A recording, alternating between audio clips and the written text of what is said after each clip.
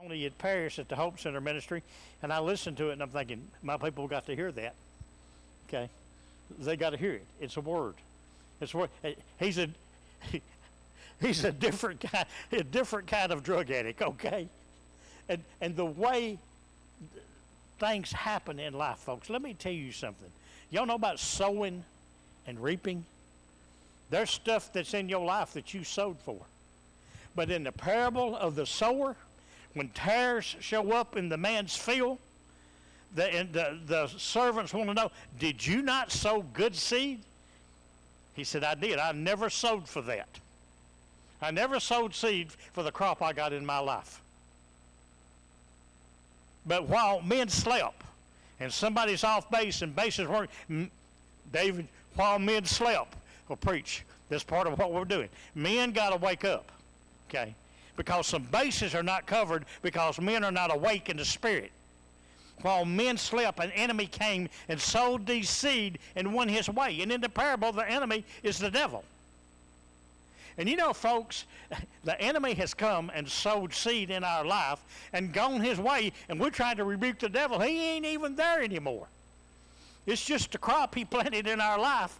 And the way God begins to deal with these things is absolutely awesome. And I just want, this is Jason Rushing from Parsons, Tennessee, and I just want him to share his word of testimony. And brother, you got your time. I mean, don't cut it short. You got to give him at least everything you gave him at Paris, and tell him everything you know and make up some stuff to go with it. Come on, y'all welcome Jason Rushing in the house.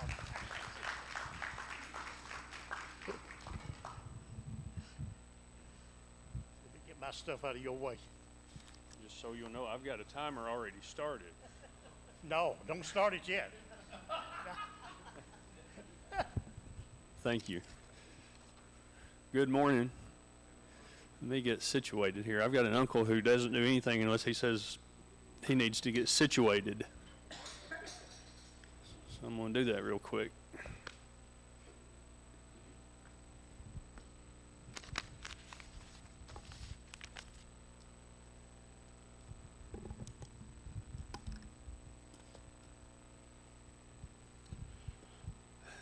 Starting one of these is always kind of the most difficult part for me. I'm still not, I've spoken to a lot of people, but I'm still not real used to giving my testimony. I've been in church all my life and had a lot of opportunities to stand up and speak. I've played music in my home church for probably 25 years.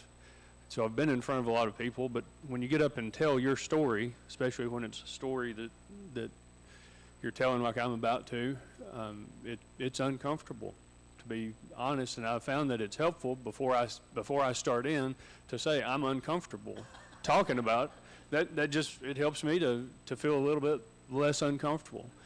I'm uncomfortable because there is still some shame attached to what goes on and what has happened. And I've found that it's helpful just to get that out of my mind and get it into the air. It's not real easy to talk about some of this stuff because, I'll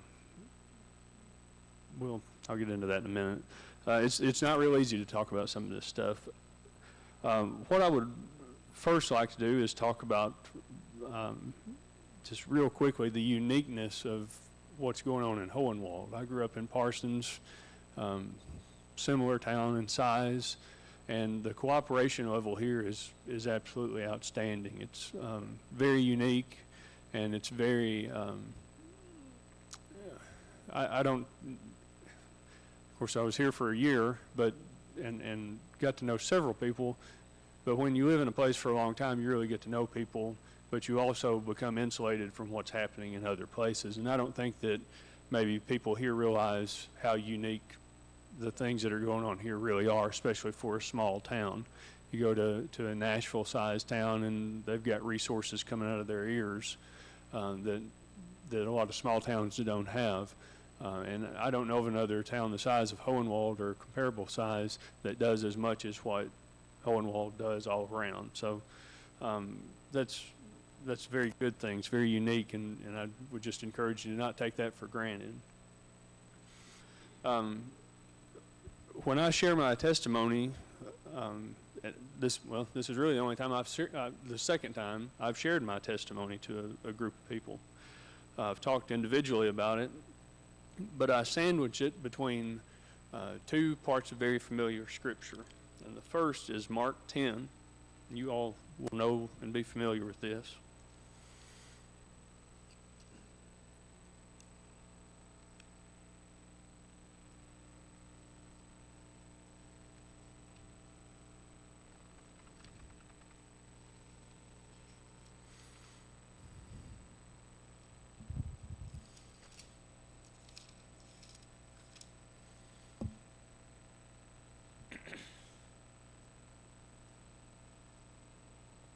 Mark 10:17.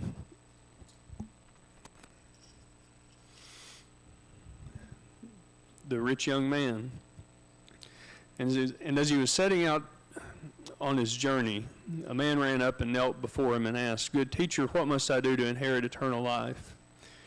And Jesus said to him, "Why do you call me good? No one is good except God alone. You know the commandments. Do not murder, do not commit adultery, do not steal, do not bear false witness, do not defraud, honor your father and mother."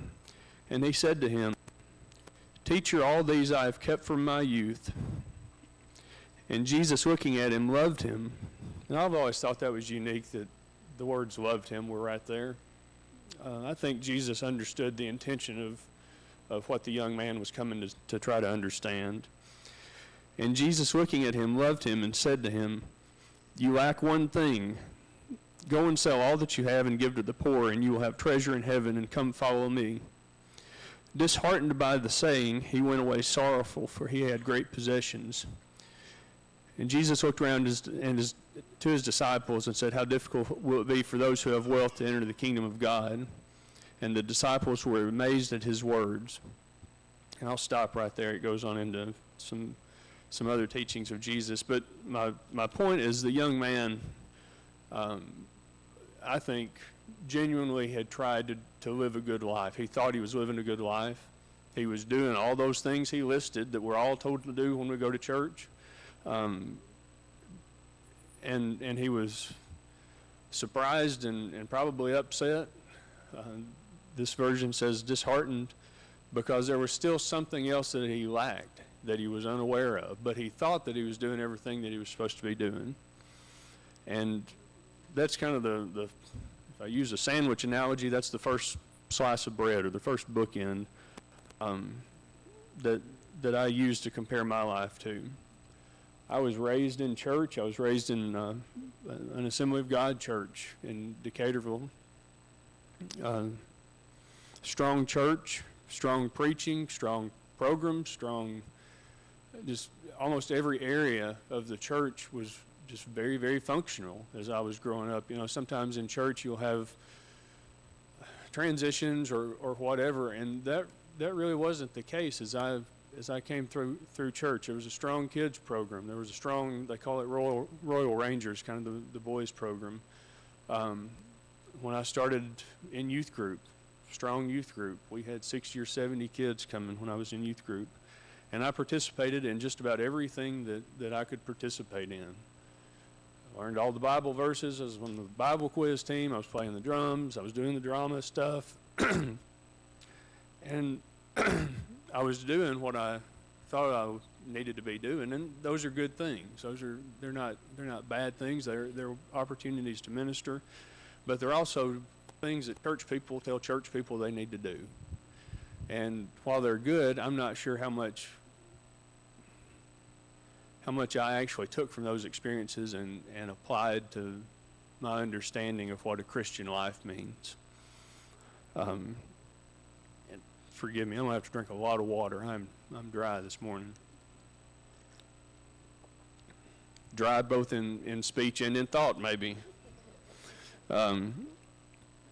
But had a good Christian home, good Christian parents. Couldn't ask for any better.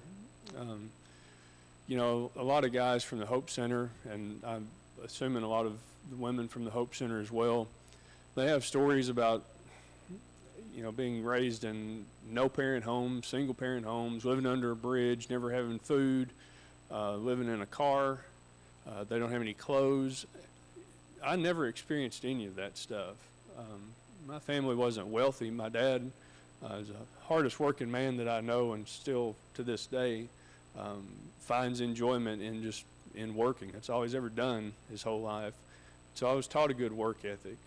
I started working early on with him, and he runs an upholstery shop, doing that kind of work. And from about 5th or 6th grade on, had some kind of a job pretty much all the time.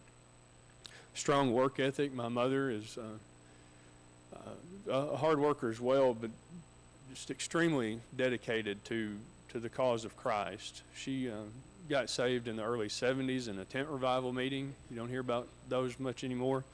But when she got saved, and she lives the Christian walk every day faithfully. And I saw that growing up. Every morning she would get up at 4:45 to read her Bible, and still does. And so I don't have a lot of those real crazy experiences that you hear from people sometimes that are so horrible and so awful. I was kind of like the guy that we just read about. I tried to do, I was doing what I was told to do as a child and young person growing up. And what I hopefully will tie this in well together so it makes sense at the end. The next few things I want to say are not to brag and not to sound arrogant. So if you take it that way, it's not intended that way, and I want to be very clear with that. I'm thankful I didn't have the experiences that many of the people who have come to the Hope Center have had, and I praise God for that. But in some ways, the experiences I had were even more deceptive in terms of what a Christian walk could be and should look like, because I thought I was doing everything right. I wasn't out there. My knowledge of the drug world is just above this chair's knowledge of the drug world. I mean, I just wasn't exposed to it at all. I have one uncle who spent some time in prison for a while, but he was in prison most of my life, so I just wasn't around him. That was the closest thing the closest experience I ever really had with the drug world. And my interactions with him were always positive. I mean, he never came to family events trying to sell meth. He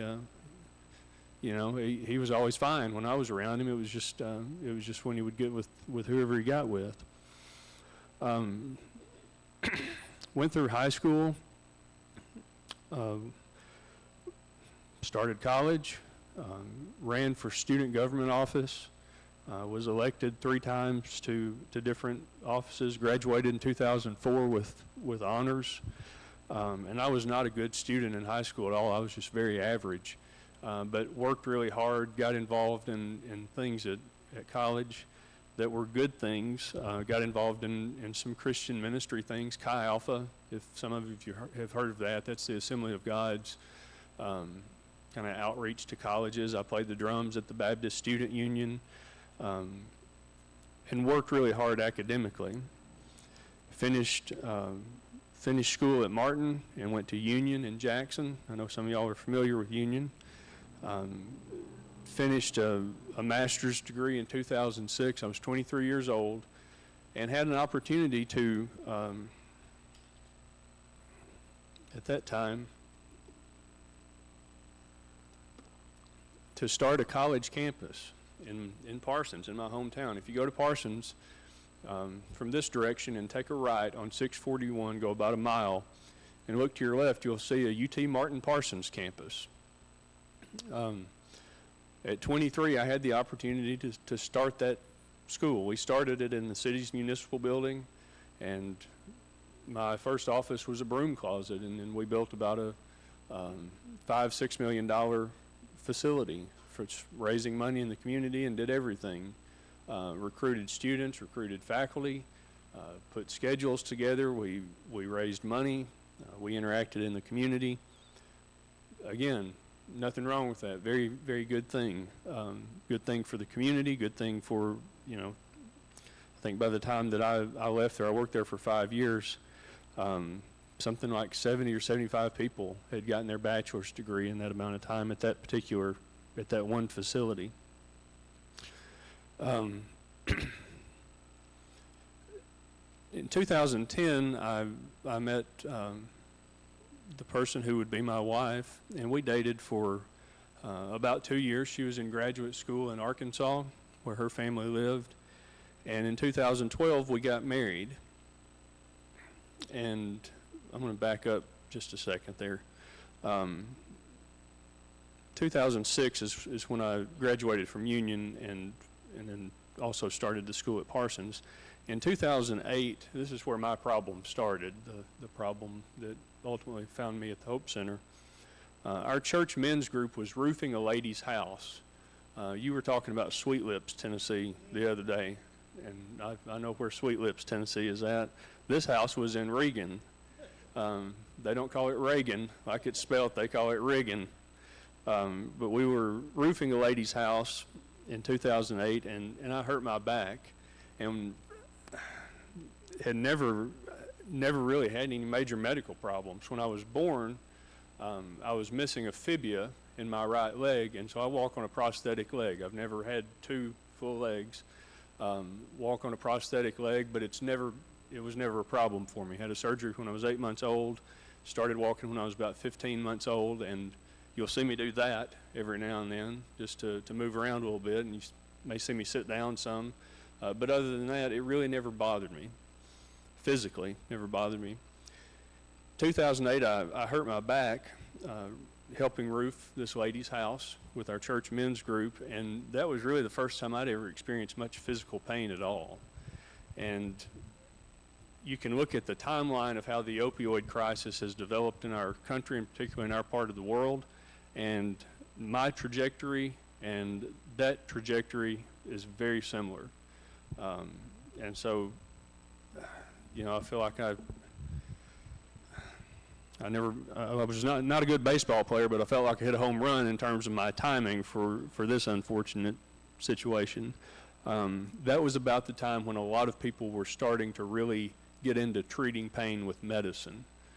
And I had two options when I hurt my back. I could have had surgery, or I could treat it with medicine. At the time, my dad, who I talked about earlier, he's worked physically hard all of his life, had just come through his third back surgery, and he couldn't walk, serious back surgery, like 10, 12-hour procedure.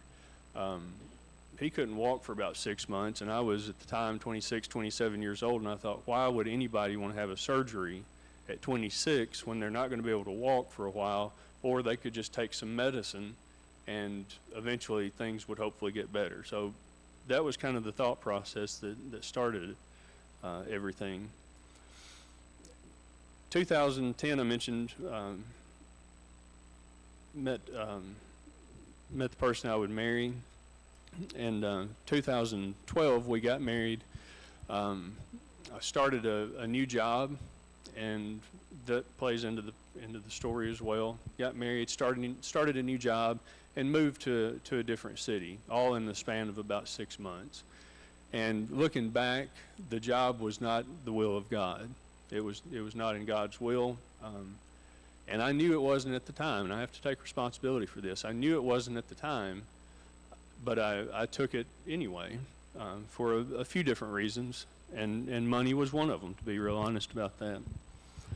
A couple months later, so at this point, about 5 or 6 months into a marriage, the job no longer needed me. I didn't do anything wrong. I didn't steal money. I really felt like I was hired to do a few specific things, and when those few specific things were finished, the company could kind of operate how they wanted to on their own. So after having a fair amount of success early on, I let that experience of no longer having that job and not being able to go back to the job that I talked about earlier affect me emotionally, and it affected me in a very serious way emotionally.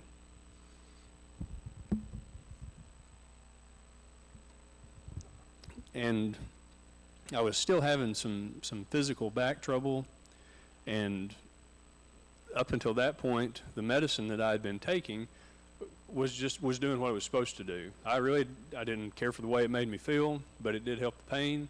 And I just took it as I was supposed to.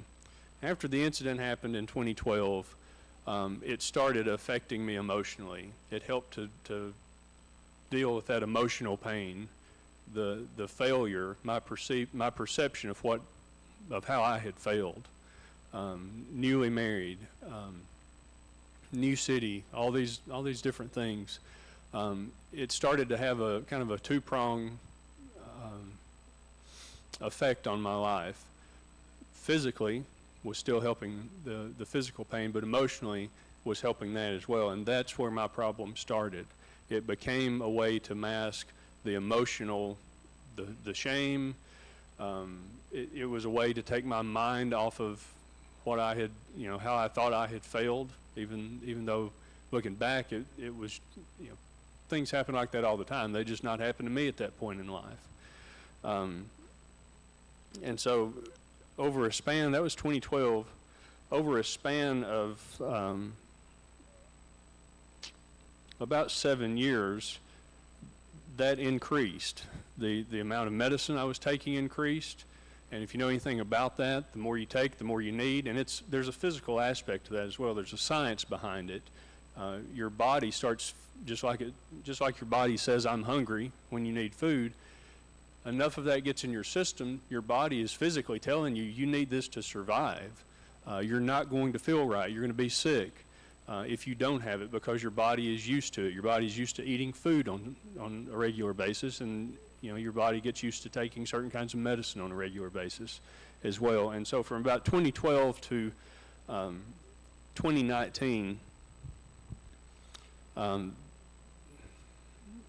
first I'll say, after the job in Memphis, the Lord blessed me the next month with another job closer to home that was more in line with what I needed to be doing, and I was very thankful for that.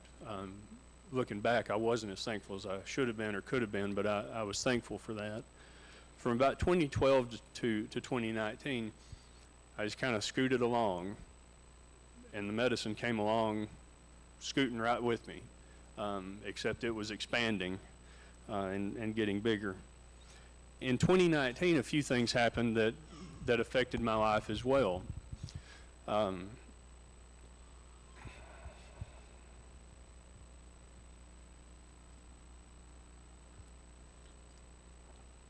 The first thing was the death of a close family member. My dad has four full siblings and a half brother, and I'm close to all of them. And this particular brother is one that I was very close to. I'm close to all of them. But he had a blood condition that the name is something like amyloidosis, but it affected the protein levels in his blood, and basically they treated him like they would treat a cancer patient with chemotherapy. And he wrestled with that for years. And I did a lot of praying for God's healing on his life, and so did the rest of the family. And at this time, my wife was pregnant with our son, and he was about to be coming any day. My uncle's name is was Lewis. And it came to the point where it was obvious that he wasn't going to make it. And I think I'm the only one that didn't realize that. I was in the hospital room when right before he died, and was the first person that saw him actually take his last breath. And that never, I don't know how many people have seen someone die, like the actual act of it. It never happened to me before. I'd never seen anyone die. And I was the first person. There was a room full of people, but I was just the first person that saw him actually take his last breath. And that just really knocked me kind of out in left field. I really believed that God was going to heal him. And I know that, we hear things like, well, he's healed now because he's in heaven, I thought God was going to heal him on earth, and for whatever reason, it just did not dawn on me heavy enough that he probably wasn't going to make it through. And so that happened in 2019. 2 weeks later, we were back at the hospital, and my son was born. And so it's kind of a weird dynamic there to watch death and life happen so close together, about 2 weeks' time. And the birth of my son affected me very, very heavily as well, in a positive way. John David he is, you just kind of have to experience John David. He talks all the time. He shakes people. He's 4 now. He shakes people's hands. He's probably going to run for office at some point in his life if he keeps it going. When the waiter or waitress comes by, he's yelling at them to, bring me a Sprite. He's very outgoing, which I'm proud of. And then a third thing happened in 2019. COVID happened and started happening in 2019. And I don't know how COVID affected you all, not physically. I mean, I'm sure it affected people physically. We probably all know folks who passed away from COVID. But COVID affected me mentally to the point where I just about had a nervous breakdown. I just saw my uncle die, saw my son born. And I'm an avid news watcher. I consume a lot of current events and a lot of news to the point where I have to limit myself with that sometimes. I just was not completely down with COVID. I was so scared John David was going to be sick. Nobody understood COVID at that point.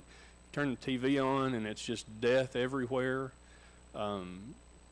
Death with a lot of commas, 500,000, 2 million, whatever. And all those things happen in a short period of time in my life. And all that going on while the medicine's going on as well.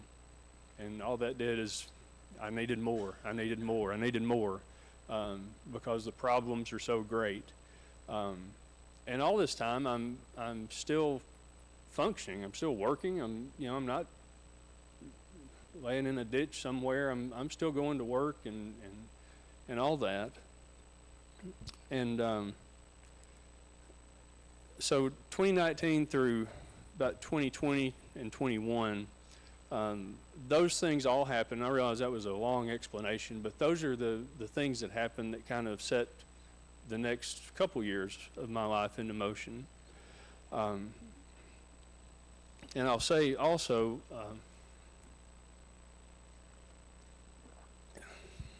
I may be the only drug addict that's ever finished a doctorate. All that stuff was happening, and I went back to school again in 2013 and finished a doctorate in 2015. All while having this problem in my life that nobody, people started to know about it, but in general, most people didn't know about it. I was good enough at hiding it. I knew what the stigma was. I was ashamed of it, but at the same time, you do have the physical aspect of and the mental aspect of your body and your mind saying you need this to function. You need this to get up and get out of bed. You need it to go to sleep. It's the first thing on your mind in the morning. It's the last thing that you think about, and it's all you think about all day long. And the stress of trying to function while that chatter is going on in your mind and actually do a job is quite great. And I have these stress marks on my head now called gray hair that increased greatly over that period of time. I mean, I could tell that I aged a lot because all of this stuff was going on. And so 20, 21, and 22, problem kind of came to a head, and to be real honest, it came to a head in a few embarrassing ways.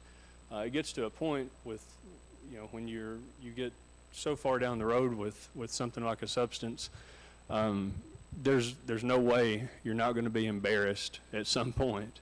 And I figured out some real good ways to embarrass myself that are somewhat funny now. There's been enough time to where they're funny now, but they weren't funny at the time. And they're embarrassing enough, I'm not going to go into them right now. But there's not a way to sustain that type of situation and eventually not get caught, or not, somehow get embarrassed and get caught like I did. But my life just crumbled. Lost a couple of good jobs because of it. And knew something had to be done, and put my family through a lot more than what they deserve. And came to the Hope Center eventually. I'm skipping through a lot because the details are just that, they're details, but eventually found my way to the Hope Center, and didn't really fit in, to be honest, at the Hope Center. I was a hard worker, but I didn't come from the same background. And I'm not saying one is better or worse. I'm just saying they're different. Again, I mentioned earlier, didn't really have the same kind of background as, not all, but what most of the other guys there did. And so I had to figure out how to fit into an environment that I knew I had to get through. I wasn't sent to the Hope Center or made to go to the Hope Center. The police weren't going to come chase after me if I walked down the driveway and left. My mom and dad probably would have, which would have been worse than the police, but the police were not going to, I wasn't legally bound to be there or anything like that. And so I had to figure out a way to basically survive at the Hope Center, survive up here, not physically survive, but function with a group of people that, you're in close quarters every day. Usually somebody's upset about something. Usually somebody's, into it with somebody else because they, they're wearing their shirt or, something real important. That looks like my shirt. Where'd you get that? It's some real, some real interesting experiences sometimes, but generally there's always somebody upset about something, and that just goes along with kind of the territory. But what the Hope Center did for me is it forced me to function in an environment that I'd never been in, around people that had led a much different lifestyle than I had. And to be honest, there weren't that many differences in a lot of cases. We all go through stuff in life, and we all have challenges, and we all deal with them in certain ways. And the good thing about the Hope Center for me was that I didn't necessarily have to wake up and feel ashamed every morning. I mean, I did, personally, but you look to your left or right, and they've done the same stupid stuff you have too. And so it's not like you're the only one in the bunch that's made some dumb decisions. That was a real kind of breath of fresh air, is that you're around people who have been through some of the same odd experiences that you've been through. So that was a aspect of the Hope Center that really helped me out. Another couple of things that really helped me out as well was it gave me an opportunity to really read the Bible. And I mean, I'd read the Bible all my life, gone to church all my life.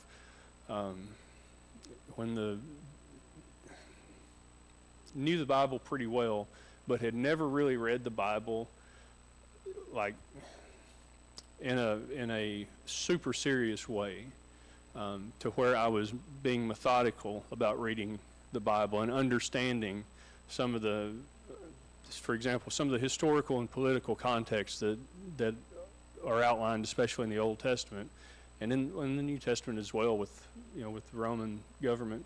The Hope Center, I mean, you're there to change. There are limited things that you can do.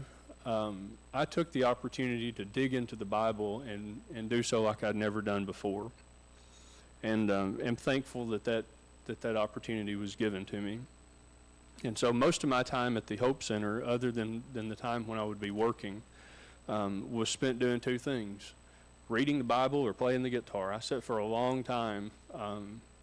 I was able to bring my guitar with me, and that was just a therapy. I don't know if I could have mentally made it through the Hope Center without the ability to just go sit somewhere, in the corner and just play the guitar and think, read and write. I filled up probably 2 or 3, pretty good sized notebooks of just writing down thoughts about what I'd done, how I'd gotten myself where I'd gotten myself, how it had affected people, how it had affected my future, how it had affected my family's future. The good name that I once had been squandered, I thought. It just gave me a good opportunity to think about those things. And the good thing about Hohenwald's Hope Center, the men's center, and I'm sure the women's too, but the people who come and are involved in it are very dedicated in doing so. I was at the Camden Hope Center for about 3 months before I came here, and I don't want to disparage one from the other. I just want to point out a difference. There are Bible study teachers who come every morning of the week to do some kind of Bible lesson. You never had to wonder if whoever's day it was, if they were going to show up here in Hohenwald. And that wasn't the case at Camden. Again, I'm not disparaging Camden Hope Center, but the people that are involved in the Hope Center here are very dedicated, and that makes a huge difference. They directly invest in people's lives because, and it's a transient population. You may see, 3 new people, 1 week, and then 2 of them are gone, the next week. But they invest directly into people's lives, and like Brother David was saying, I don't remember what you said that night either, but I knew that I needed to go talk to you. I had a good counselor at Camden, had a good counselor at Hohenwald, and that made a huge difference, and I appreciate the time, and I still bother you on a somewhat regular basis. Developing those relationships gives so much perspective on how your world is not necessarily coming to an end like it feels like it's coming to an end. It gives you a chance to get out of that environment where somebody's arguing about how the bread's not cooked right, or whatever the case may be. We don't have any red Kool-Aid, we don't have this, we don't have whatever. It gives you a chance to get out of that environment for an hour or so a week. And so that's a really important part of the Hope Center program. The Hope Center program is just that. It's a program. And what you do with it is depending on what you want to do with it while you're there. And I made the decision to spend time reading my Bible and to spend time trying to understand how in the world did somebody raised in church who knew the right things to do, 3 college degrees, how in the world did I find myself sitting at the Hohenwald Hope Center eating macaroni and cheese, playing the guitar by myself under a woodshed? And that's, it's kind of humorous when you say it like that, but the shame and guilt that brought on my life was great. And to be real honest with you, it's still there. Boy, I get up and I deal with the shame and guilt of what could have been every day. That's something that I still deal with. And some people call that pride. And I needed to have my pride taken away from me. I was kind of like the rich young ruler there, probably, and unintentionally so, had too much pride because I had always been good. Better than being bad, but sometimes it's you can probably had a level of ignorant pride that I didn't realize was there. But also the things that I've described to you, it certainly took my pride, which was good in some ways, but it also took my dignity. And I spent a lot of time thinking about what the difference between pride and dignity are. and sometimes would think they were the same thing, and I now think that they're different. Dignity hurts a lot worse than pride does. When your dignity is taken away, the kind of the way I describe it sometimes is you're at a point where you're unable to do for yourself. You know, think of an elderly person in a nursing home who needs help going to the restroom, who has to have a diaper changed. There's a level of dignity there that is taken away because of age and physical ability. What happened in my life was my dignity, my pride was taken, but my dignity was taken away as well. And to be real honest, I still haven't fully gotten that back yet. Talking to people helps, but it's still a work in progress. But I'm thankful for the Hope Center, and I'm thankful for the time that I got to spend there. And I'll finish up with a story from Luke that you're all familiar with as well. As bad and embarrassing and as rough as I've been on my body with medicine, you know, starting out trying to do the right thing, and then it got out of control. Had I not had the chance, had the things which took place not taken place, I would have been dead. I would be dead today. I've just, in a span of a couple years, I totaled about 5 cars and overdosed 7 times, I think. There's no reason why I should be here. And I never did want to end my life. I've never been suicidal, you just get to a point where it overtakes your life. And one other thing I did in the Hope Center is I specifically researched people who had been successful in life, but who also had some kind of weird thing go on in their life, not necessarily just with medicine, but you know, in other areas as well, who had been diligent people and just somehow gotten caught up in something that they never intended to get caught up in. I researched people like that, and specifically people who had those experiences and who had come out and still had the opportunity, although it may have looked different, to be successful in some area of life, whether that be in Christian ministry or in whatever, government, business, whatever the case may be. So I'm thankful for my time at the Hope Center because of those things. It quite literally saved my life. You don't realize how close you are to death when you're in the middle of some of those situations. And I look back now and I think, good land, how in the world did I let myself get there? And when you're in the middle of it, it doesn't make sense. But when you're in the middle of it, you don't think that. You just don't. You explain I could tell you all kind of stupid stories about what I've done and plans you come up with in your head that you never thought you'd be able to come up with that sound totally crazy when they come out of your mouth, but somehow in the middle of it, they make total sense. Like, that's going to work. You don't think about how crazy it'll sound, but you think about, man, that's a good idea. Let's put that plan into motion because that's going to work and nobody's going to know about it. That's just the grip that things can get on your life.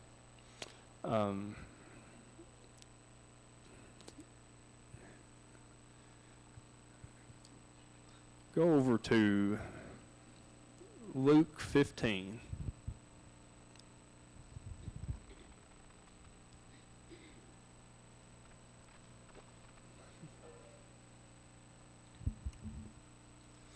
And this is a passage of Scripture that you all could probably, I know you're all familiar with. You could probably quote it in some cases word for word. Luke 15:11. And he said there was a man who had 2 sons, and the younger of them said to his father, Father, give me the share of property that is coming to me. And he divided his property between them. Not many days later, the younger son gathered all he had and took a journey into a far country. And there he squandered his property in reckless living. And when he had spent everything, a severe famine arose in that country, and he began to be in need. So he went and hired himself out to one of the citizens of that country, who sent him into his fields to feed pigs.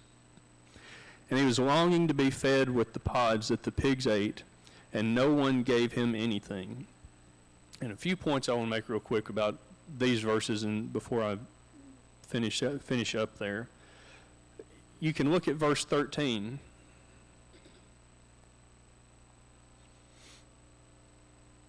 Not many days later, the younger son gathered all he had and took a journey into a far country, and there he squandered his property in reckless living.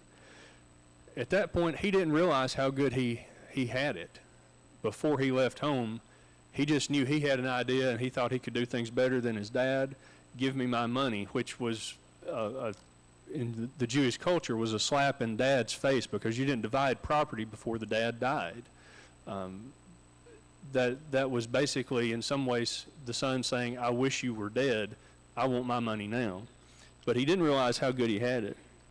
In verse 14, you see that his life changed, and when he had spent everything, so his life changed because he'd spent everything, but something else also happened. A severe famine came to the land.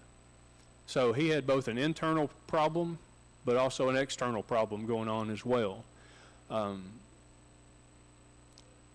And they both came together at the same time to exacerbate his situation, to make it a lot worse than what it may have been otherwise. Verse 15, he knew he had a problem, and his problem was getting worse. He tried to get it out. He tried getting out himself, but he was at that point in too deep. And we know that he was in too deep because this was a Jewish boy who, in verse 16, hired himself out to feed pigs. That's something that a Jew would never do. That's how low he got in his life. Jewish law prohibited anything to do with pigs. And I'm sure when the boy was asking his dad for his money, he wasn't thinking at some point in the next while I'll be sitting and feeding pigs and wanting their food to eat. He didn't realize how one thing could lead to another, and one thing could lead to another. And at this point, he's really just starting to realize how one thing could lead to another. But, you know, I think that's a point that's often missed, is how counter to his upbringing the fact that he was sitting in a pigsty feeding pigs. That's just something that was totally against social norms of the day. It just wouldn't happen in Jewish culture. Verse 17 is probably one of my favorite verses of the Bible.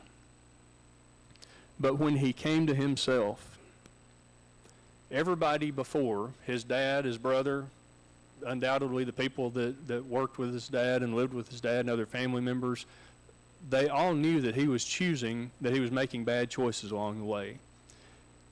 I don't know if he realized that at all until verse 17, until he came to himself. I know I didn't. In my life, I didn't realize how bad things actually were until I found myself sitting under a shed, playing the guitar, eating macaroni and cheese at the Hohenwald Hope Center. It took all that, all the car accidents and all the, embarrassing situations to understand how bad my situation had actually deteriorated to. But when he came to himself, he said, "How many of my father's hired servants have more than enough bread, but I perish with hunger? I will arise and go to my father, and I will say to him, Father, I have sinned against heaven and before you." And it's interesting that he says that he has sinned against heaven. Sin is always firstly against God. And we see that there's a reference in Psalms 51 for that. David, after his sin, talks about first sinning against God. I think it's interesting that the young man points out that he has sinned against heaven and against his father as well. "I'm no longer worthy to be called your son. Treat me as one of your hired servants." And he arose and came to his father, but while he was still a long way off, the son was still a long way off, and the father was still looking for him.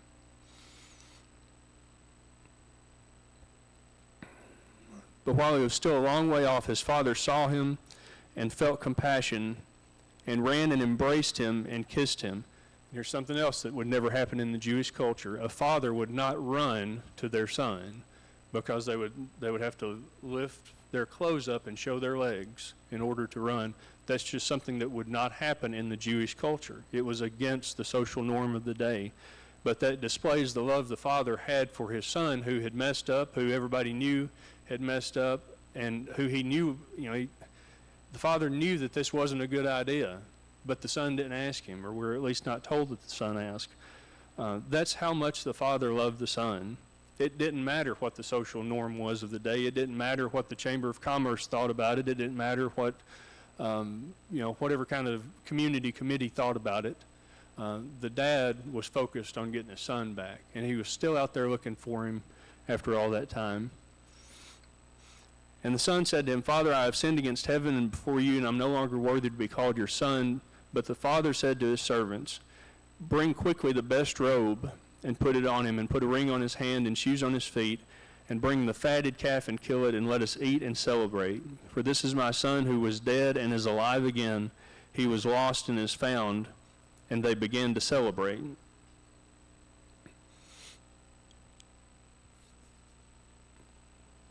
Those last verses, 20 through 24, you've got an example of two sons. One that is supposedly the good son, who's there working, who becomes upset because the bad son has come back and the father has done all this and forgiven him, and you know the rest of the story. Who had the worst life? The worst life physically? Well, the son that left had the worst life. He was the one sitting in the pig pen. He was the one who was hungry. But he was also the one that came out at the end of the story having experienced mercy and grace and forgiveness. And we're told that the other good son who didn't experience those things became upset because I've been here and I've been good and I've done this and I've done this for you, and you've never done anything for me, Dad. He didn't understand mercy and grace because he had never been put in a position to really need it. And the same was the case for my life. I didn't understand mercy and grace and forgiveness because I had never really been put in a position to need it. I mean, I heard it talked about. I understood what the concepts were, but I'd never experienced the concepts until I came to the Hope Center. And I find the story of the prodigal son fascinating because of those reasons. We all have some kind of story in our life that we can equate to the prodigal son. We all at some point have gone astray somehow.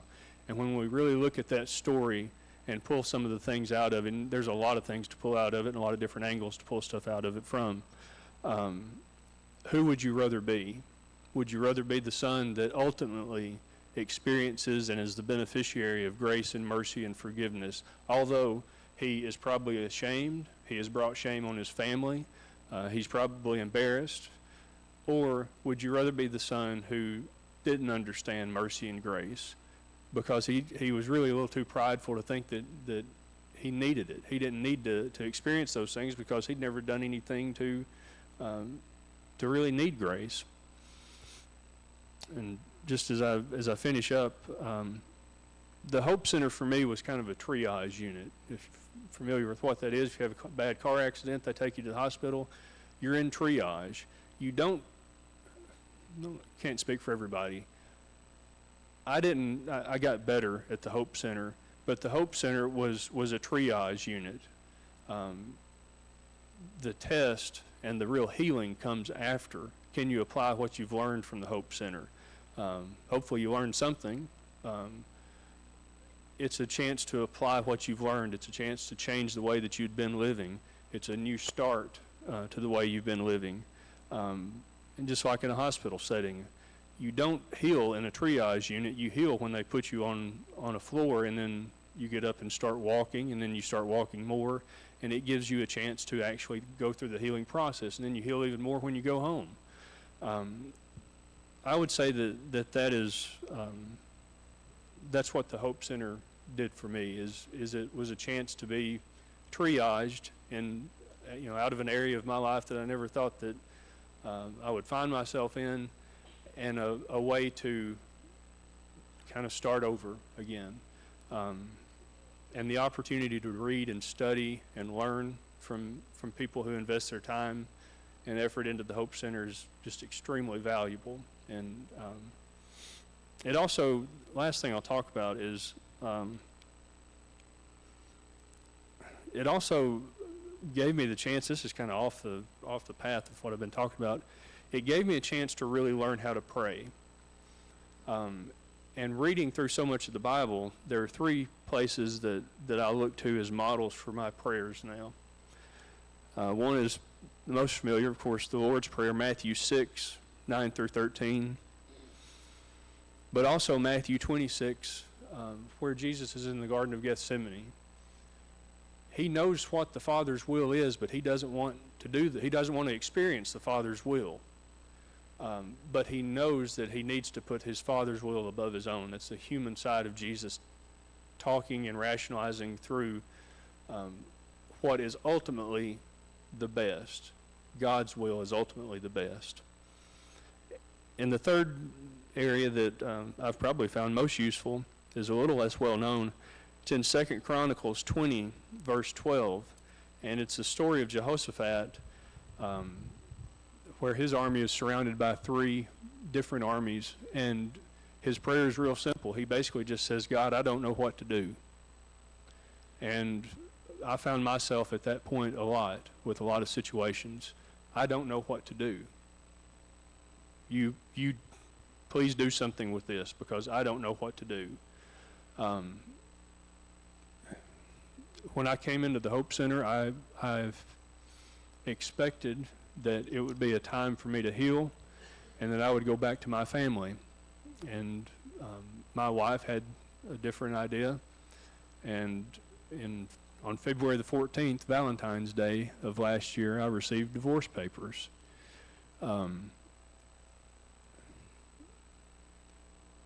Even along the healing process, and the divorce was final earlier this year, even along with the healing process, there were still disappointments and trials and problems. But you learn how to deal with them differently. And I'm still learning how to deal with those things. And I look to 2 Chronicles 20 a lot and just say, I don't know what to do. You do something with it, because I don't know what to do. And I'm not supposed to know what to do. In those cases, my job is to do just that. Say, I can't do anything with this. You're going to have to. I've done all that I know how to do, all that I can think of, all that I've prayed about. You're going to have to do something about this. So don't give up on people when they're trying to better themselves. If they're truly trying to better themselves, don't give up on the people in your life that are important when they're going through a tough time and they're trying to fix the things in their life that need to be fixed. That's another important lesson that I've learned. So 59 minutes. Made it under an hour. I really appreciate the opportunity to come and talk with you all. I appreciate the opportunity the work that the church does, not only for the Hope Center, but for the whole community. You don't see that very much at all. Very unique, and I certainly appreciate the role that your pastor has played in my life and still plays. Throughout the course of this process, I've lost a lot of good friends. Most of my good friends, to be real honest, but also have come other people who I can look to and talk to and get guidance from. And so, all is not lost. We still have consequences to our actions and decisions, but God can help those things along, and the consequences, even though they're there, can become less bothersome and less distracting with a Christian life. Do you mind if I pray real quick?